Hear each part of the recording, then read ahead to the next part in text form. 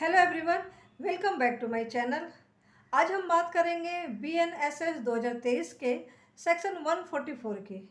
ये सेक्शन है मेंटेनेंस की, यानी कि भरण पोषण भत्ता पाने की। सभी को जानकारी होगी कि CRPC को रिप्लेस कर दिया गया है भारतीय नागरिक सुरक्षा संहिता 2023 से। 1 जुलाई 2024 से पहले मेंटेनेंस केस फाइल हो रहे थे सेक्शन 125 ऑफ CRPC के तहत, लेकिन वहीं 1 जुलाई 2024 से मेंटेनेंस केस फाइल किए जा रहे हैं सेक्शन 144 ऑफ BNSS 2023 के तहत। सिर्फ सेक्शन बदल गए हैं, फैक्ट में बदलाव बिल्कुल भी नहीं है। थोड़ा बहुत शब्दों को ऊपर नीचे किया गया है, लेकिन फैक्ट वही है। कानून की मंशा जो पहले थी आज भी वही है। पहले भी पत्नी, बच्चे और माता पिता को मेंटेनेंस दिलाने की बात थी और आज भी वही है। अब हम बात करते हैं कि मेंटेनेंस का केस कौन कर सकता है और किसके खिलाफ कर सकता है। तो पत्नी अपने पति के खिलाफ कर सकती है। पत्नी यदि खुद को मेंटेन नहीं कर सकती है, खुद का भरण पोषण वो नहीं कर सकती है, तो पत्नी अपने पति से खुद को मेंटेन करने के लिए मेंटेनेंस की मांग कर सकती है। बच्चे धर्मज या अधर्मज, यानी कि लिजिटिमेट या इलिजिटिमेट बच्चे, बेटा हो या बेटी, खुद को मेंटेन करने के लिए अपने सक्षम माता पिता से मेंटेनेंस की मांग कर सकते हैं। और माता पिता अपने सक्षम बच्चों से खुद के लिए, यदि वो खुद को मेंटेन नहीं कर सकते हैं, तो खुद के लिए अपने सक्षम बच्चों से वो मेंटेनेंस की मांग कर सकते हैं।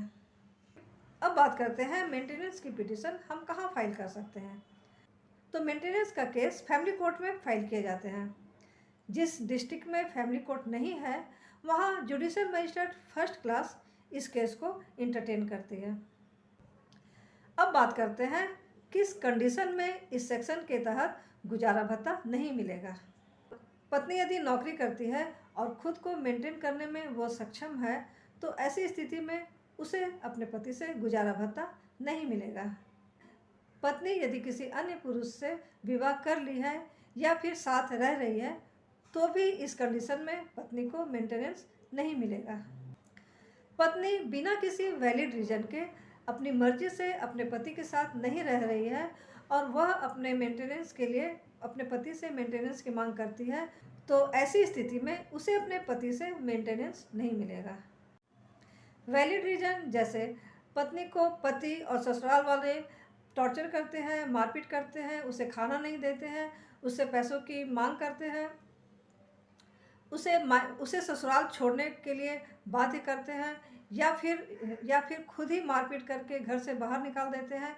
और ऐसी स्थिति में जब पत्नी अपने मायके चली जाती है और मायके से फिर वो मेंटेनेंस का केस करती है अपने पति के खिलाफ, तो इसे वैलिड रीजन माना जाएगा और पत्नी को मेंटेनेंस मिलेगा।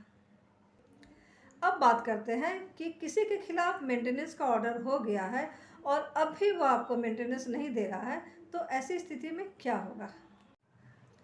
यदि कोई मेंटेनेंस ऑर्डर को कंप्लाई नहीं करता है, तो कोर्ट उसके खिलाफ वारंट इशू कर सकती है और खर्चा दिलवा सकती है।